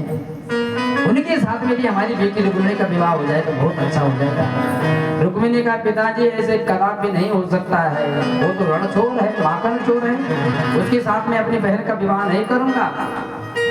तो भीष्मक ने कहा कि कोई बात नहीं, तू ही देख ले, कहीं अच्छा लड़का देख ले। उसी समय रुक्मी जाता है और दूसरे दिन जैसे वापस आता है तो भीष्मक जी से अपने पिता से कहता, पिताजी कल बारात आने वाली है। भीष्मक जी ने कहा कल बारात आने वाली है, किसके साथ में किया विवाह पक्का? रुक्मी ने कहा कि मैंने चैत्य नरेश के पुत्र शिशुपाल के साथ में रुक्मिणी का विवाह पक्का कर दिया है। भीष्मक ने कहा तेरी खोपड़ी खराब हो गई क्या? मैं तो द्वारकाधीश के साथ में विवाह करना चाहता था। रुक्मिणी ने कहा मैं करूंगा अपनी बहन का विवाह तो केवल उसके शिशुपाल के साथ में करूंगा, नहीं तो नहीं करूंगा। अब भीष्मक जी ने विचार किया कोई बात नहीं, बच्चे बड़े हो गए, इनको डांटना ठीक नहीं है, जहाँ तेरी इच्छा है वहीं कर ले। पर लेकिन भगवती रुक्मिणी को जैसे मालूम हुआ कि मेरा विवाह शिशुपाल के साथ में होने वाला है तो रुक्मिणी महाराज जोर जोर से रोने लगी। अब क्या होगा? भाभियों ने जैसे सुना कि रुक्मिणी रो रही है, भाभियों ने समझाया, अरे रुक्मिणी चिंता क्यों करते हो, बहुत उपाय है। ऐसे करो, यदि तुम्हें द्वारकाधीश अच्छे लगते हैं तो एक पत्र लिख कर तुम भेज दो, सब काम बन जाएगा। रुक्मिणी की समझ में आ गया। रुक्मिणी ने बड़ा सुंदर एक पत्र लिखा और पत्र लिखकर एक ब्राह्मण देवता के हाथ में थमा दिया। ब्राह्मण से कहा, हे ब्राह्मण देवता, आपने हमेशा हम पे कृपा की, इस बार भी कर दो। इस पत्र को ले जाकर आप द्वारकाधीश को दे देना। और ब्राह्मण देवता ने उस पत्र को पकड़ा और चल पड़े द्वारिका में।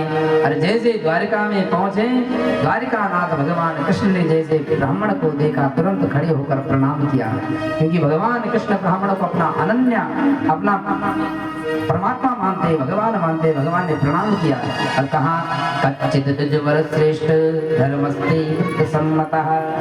हाथ जोड़कर सबसे पहला प्रश्न ये किया, हे ब्राह्मण देवता, आपके धर्म कर्म तो ठीक से चल रहे हैं ना? ब्राह्मण देवता ने कहा, हाँ हमारे सब धर्म कर्म ठीक चल रहे हैं। अब भगवान ने पूछे दिया, हे ब्राह्मण देवता, तुम्हारे आने का कारण क्या है, क्यों आए हो, कैसे आए हो आज? उसी समय ब्राह्मण ने एक पत्र निकाला और पत्र भगवान के हाथ में दे दिया। प्रभु, आपका ये प्राइवेट पत्र है, इसको आप अकेले में पढ़ लो भैया। भगवान कृष्ण ने कहा कि तुम ही पढ़ लो, कोई बात नहीं है। ब्राह्मण ने कहा कि मैं आपका पत्र नहीं पढ़ सकता, क्योंकि आपका तो प्राइवेट है, अकेले में पढ़ो। भगवान कृष्ण ने कहा कि मैंने आज तक कभी ब्राह्मणों को कोई बात छुपाई नहीं है, पढ़ लो ब्राह्मण देवता। उसी समय ब्राह्मण देवता ने पत्र खोला, उसमें रुक्मिणी मैया बड़ी सुंदर भाव लिख रही है। क्या लिख रही है? श्रुत्वा गुणान भुवन सुंदर शृण्वतां ते निर्विश्य कर्ण विवरेर हरतोंगतापम रूपम दृशां दृश्यमतामखिलार्थ लाभम भयच्युता विसति चित्तम पत्रपम में। 8 श्लोकों में बड़ा सुंदर वर्णन करते हैं भगवती लक्ष्मी कहती है, हे प्रभु, श्रुत्वा गुणान भुवन सुंदर शृण्वतां ते। अभी तक मैंने आपको देखा नहीं जीवन में, लेकिन आपकी कथाओं को इतना सुना है, आपके गुण गणों को इतना सुना है कि आपकी सावली सूरत मेरे मन में भा गई है और आपकी सूरत को मैंने अपने हृदय में लगा दिया है। श्रुत्वा गुणान भुवन सुंदर शृण्वतां ते निर्विश्य कर्ण विवरेर हरतोंगतापम।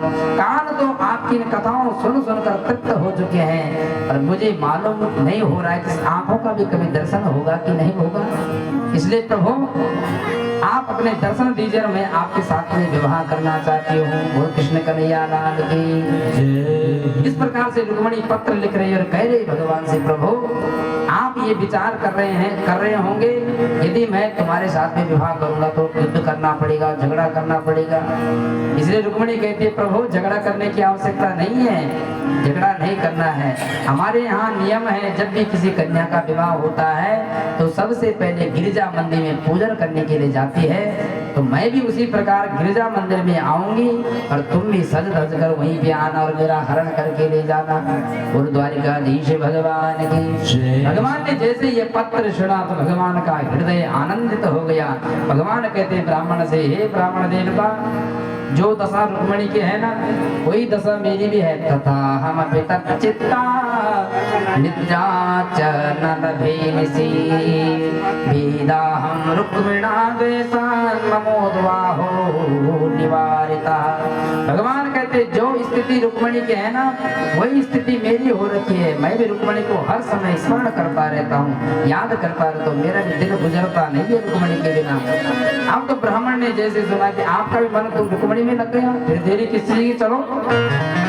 भगवान ने उसी समय रथ तैयार किया और रात्रि में ही ब्राह्मण देवता के साथ में चल गए। और जैसे बलराम जी की दृष्टि पड़ी, बलराम जी ने देखा कि कृष्ण कन्हैया रात्रि में कहाँ जा रहा है। उसी समय सैनिकों से पूछा कि कृष्ण गया कहाँ, कौन सी जगह गए। सैनिकों ने कहा महाराज हमें मालूम नहीं है कि कहाँ गया है, लेकिन चले गया है। केवल इतना बोल के गए कि हम कुंदनपुर में जा रहे हैं। बलराम जी ने कहा कि ऐसा कहा कि कुंदनपुर में जा रहे हैं, तो मुझे मालूम हो गया है कि वहाँ रुक्मिणी का विवाह तय हो रहा है सुसवाल के साथ में, इसलिए कृष्ण कन्हैया गया है। उसी समय बलराम जी ने सभी सैनिकों से कहा कि चलो हम भी चलते हैं। कृष्ण कन्हैया मेरा छोटा भैया, उसके साथ कोई उपद्रव खड़ा ना हो जाए, इसलिए हम भी चलते हैं। और हल मुसल लेके पीछे से बलराम जी चल पड़े। भगवान कृष्ण तो ब्राह्मण देवता के साथ जा रहे हैं। इधर रुक्मिणी भगवती जगदम्बा को याद कर रही है। दुर्भाया नमे धाता नानुकूलो महेश्वरा देवी वा विमुखा गौरी रुद्राणी गिरिजा सती। भगवती सती माँ को स्मरण कर रही है। हे रुद्राणी, हे जगदम्बा, हे अंबिका मैया, मैं तेरे से यही प्रार्थना करती हूँ मुझे कृष्ण ही मुझे पति रूप में प्राप्त हो। बार बार प्रार्थना कर ही रही थी। उसी समय दूर से ही ब्राह्मण देवता आते हुए दिख गए, क्योंकि भगवान कृष्ण ने कहा कि पहले तुम चले जाओ, पत्र का जवाब देकर आओ। ब्राह्मण देवता जैसे रुक्मिणी के पास में आए, रुक्मिणी ने जैसे ब्राह्मण को दूर से देखा बड़ी प्रसन्न हो गई। रुक्मिणी ने पूछा हे ब्राह्मण देवता क्या समाचार लाए हो। ब्राह्मण देवता ने कहा समाचार तो कुछ नहीं लाया हूँ। अब तो रुक्मिणी उदास हो गई, समाचार कुछ नहीं लाए हो। ब्राह्मण ने कहा समाचार नहीं, जिसके लिए समाचार दिया था तुमने उसी को लेकर आ गया हूँ। अब तो रुक्मिणी का आनंद का पारावार नहीं रहा कि वो स्वयं ही आ गई। अब तो महाराज रुक्मिणी बड़ी दिव्य श्रृंगार करके सभी सखियों के साथ में कहा जाती है गिरिजा मंदिर। और गिरिजा मंदिर में जैसे दिव्य पूजन करती है सभी सखियों के साथ में। और भगवान कृष्ण जैसे यहाँ रथ से जा रहे हैं। नगरवासी, कुंदनपुर के नगरवासी जैसे भगवान को देखते थे बड़ी आनंदित हो जाते हैं। भैया इतना सुंदर, क्या रुक्मिणी का विवाह इसी के साथ में होने वाला है, जबकि पता है सबको ससुराल के साथ होने वाला है। उसी समय एक कहती है कि नहीं, इनके साथ में विवाह नहीं हो रहा है, विवाह तो ससुराल के साथ में हो रहा है, ये तो मेहमान है। उसी समय एक स्त्री ने कहा महाराज मैं तो ये प्रार्थना करती हूँ अस्यैव भार्यां भवितुं रुक्मिण्यर्हतिना परा। एक बुढ़िया ने कहा कि मैं तो यही मांगता हूँ उस पर ब्रह्म परमात्मा से कि जितना भी मैंने पुण्य किया हो उस पुण्य का फल ये मिले कि रुक्मिणी के विवाह इस द्वारिकाधीश के साथ में हो जाए। अब जैसे बुढ़िया ने कहा तो महाराज यहाँ तो रुक्मिणी सभी सखियों के साथ में जा रही है और भगवती अंबिका को स्मरण कर रही है। नमस्ते त्वाम्बिके वीक्षणं स्वसंतानयुता शिवां भूयात् पतिर्मे भगवान कृष्णस्तदनुमोदता। प्रार्थना कर रही है हे अंबिके, हे जगदम्बे, हे नारायणी, मैंने जितने भी व्रत किए हैं, जितने भी अनुष्ठान किए हैं, उस समस्त अनुष्ठानों का व्रत का मैं फल यही चाहती हूँ कि मुझे कृष्ण ही पति रूप में प्राप्त हो। और कृष्ण कन्हैया लाल की जय।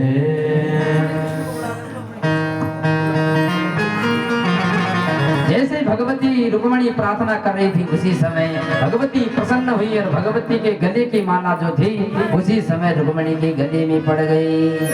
और जैसे गले में पड़ी उसी समय रुक्मणी जान गई कि मेरा विवाह पक्का होने वाला है भगवान कृष्ण के साथ। इधर जैसे ही पूजा रुक्मणी कर रही थी उसी समय भगवान भी धीरे धीरे अपने रथ में बैठकर वहीं मंदिर के पास में पहुंच गए। और यहाँ जैसे शिशुपाल के साथ में विवाह होना था, शिशुपाल की बारात आ रखी थी और शिशुपाल को जैसे मालूम हुआ महाराज की द्वारकाधीश भी इधर पधारे हैं, वो बड़ा चलिया, वो तो कहीं ना कहीं गड़बड़ करता जरूर है। जरासंध ने कहा कि डरते क्यों हो, ऐसे करो सैनिक लगा दो। शिशुपाल ने कहा कि चलो सैनिक लगा देते। शिशुपाल ने सैनिक भेज दिए और पूरा मंदिर सैनिकों से घेर दिया ताकि रुक्मणी को कोई परेशानी ना हो, कोई उठा के ना ले जाए। सैनिक महाराज सभी मंदिर के आगे पीछे लग गए, पर लेकिन कृष्ण कन्हैया की मोहिनी जादू ऐसी जब चलती है तो सब फीके पड़ जाते हैं। भगवान कृष्ण जैसे मंदिर के आगे उस रथ लेके आए, उसके आगे बड़े सुंदर सुंदर 4 घोड़े और सैनिक जैसे सैनिकों के आगे से आए। भगवती रुक्मणी पूजा कर ही रही थी, उसी समय सैनिकों ने जैसे भगवान के रथ को देखा तो भाव विभोर हो गए। कोई कह रहे हैं कि रथ देखो कितना सुंदर रथ है। तब तक दूसरा सैनिक कहता है रथ नहीं, घोड़े तो देखो कितने बड़े सुंदर हैं, की तरह घोड़े हैं, कितने सुंदर हैं। वहां शिशुपाल ने कह रखा कि देख रेख करना, यहाँ चर्चा कर रहे हैं घोड़े की महाराज। घोड़े देखो कितने सुंदर हैं, रथ कितने सुंदर हैं। भगवान कृष्ण के लिए कह रहे कि कितना सुंदर है ये।